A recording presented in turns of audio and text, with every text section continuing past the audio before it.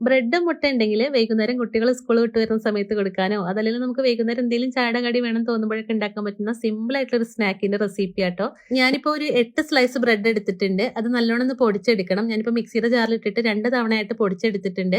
ഇനി ഇതൊരു ബൗളിലേക്ക് മാറ്റിയിട്ട് മിക്സിയുടെ ജാറിൽ തന്നെ ഒരു 4 മുട്ട, 1/2 കപ്പ് പഞ്ചസാര, 1 ടീസ്പൂൺ ഏലക്കായ പൊടി, പിന്നെ ഒരു 1/4 കപ്പ് പാല് കൂടി ചേർത്തിട്ട് നല്ലോണം ഒന്ന് ബ്ലെൻഡ് ചെയ്തെടുക്കുക. അപ്പൊ ഞാൻ 1/2 കപ്പ് പാൽ എടുത്തിട്ടുണ്ട്. അതിൽ 1/4 കപ്പ് മാറ്റി വെച്ചിട്ടുണ്ട്. എന്നിട്ട് ഈ ഒരു മിക്സ് നമ്മൾ പൊടിച്ചു വെച്ചിട്ടുള്ള ബ്രെഡ് ഉണ്ടല്ലോ അതിലേക്ക് ചേർത്ത് കൊടുത്തിട്ട് നല്ലോണം മിക്സ് ചെയ്തെടുത്തിട്ട് മാറ്റി വെക്കണം. പിന്നെ വേറൊരു പാനിൽ കുറച്ച് നെയ്യ് ചൂടാക്കിയിട്ട് അതിൽ കുറച്ച് ബദാമും കുറച്ച് റൈസിൻസും ഒന്ന് ചൂടാക്കി എടുക്കുക.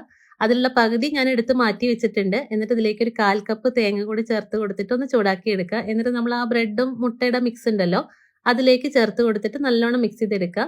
അപ്പൊ ഇത് നല്ലോണം തിക്കായിട്ടുണ്ടാവും. ആ സമയത്ത് നമ്മൾ ബാക്കി വെച്ചിട്ടുള്ള ആ പാല് 1/4 കപ്പ് കുറച്ചായിട്ട് നോക്കിയിട്ട് ചേർത്ത് കൊടുത്തിട്ട് മിക്സ് ചെയ്തെടുക്കണം. പിന്നെ ഒരു 1/4 ടീസ്പൂൺ ഉപ്പ് കൂടി ചേർത്ത് കൊടുത്തിട്ട് മിക്സ് ചെയ്തെടുത്തു കഴിഞ്ഞാൽ ബാറ്റർ റെഡിയായി. ഇനി ഒരു ദോശച്ചട്ടി ചൂടാക്കിയിട്ട് അതിന്റെ മുകളിൽ ഒരു നോൺ സ്റ്റിക് പാൻ വെച്ച് കൊടുത്തിട്ടുണ്ട്. കുറച്ച് നെയ്യ് ഒന്ന് പുരട്ടി കൊടുത്തിട്ട് ഈ ബാറ്റർ ഒഴിച്ചു കൊടുക്കുക. ഇനി ഇത് മൂടി വെച്ചിട്ട് ലോ ഫ്ലെയിമിൽ വെച്ചിട്ട് വേവിച്ചെടുക്കണം. അപ്പൊ ഞാൻ ഇതൊരു 5 മിനിറ്റിന് ശേഷം നമ്മൾ ആ ബാക്കി വെച്ചിട്ടുണ്ടായിരുന്ന നട്ട്സ് ഒക്കെ ഉണ്ടല്ലോ അത് ഇതിന്റെ മുകളിലായിട്ട് ഇട്ട് കൊടുത്തിട്ടുണ്ട്. അപ്പൊ ഒരു 15 മിനിറ്റ് ഒക്കെ മതിയാവും. മുകൾ ഭാഗം വെന്ത് കഴിഞ്ഞാൽ വേറൊരു പാനിലേക്ക് തിരിച്ചിട്ട് കൊടുത്തിട്ട് വേവിച്ചെടുക്കണം. അപ്പൊ ട്രൈ ചെയ്ത് നോക്കിട്ടോ. നല്ല എളുപ്പത്തിൽ ഉണ്ടാക്കാൻ പറ്റുന്ന സ്നാക്കാണ്. അപ്പൊ ട്രൈ ചെയ്ത് നോക്കിയിട്ട് കമന്റ്സ് അറിയിക്കണം. വീഡിയോ ഇഷ്ടമായിട്ടുണ്ടെങ്കിൽ ഫോളോ ചെയ്യാൻ മറക്കരുത് കേട്ടോ.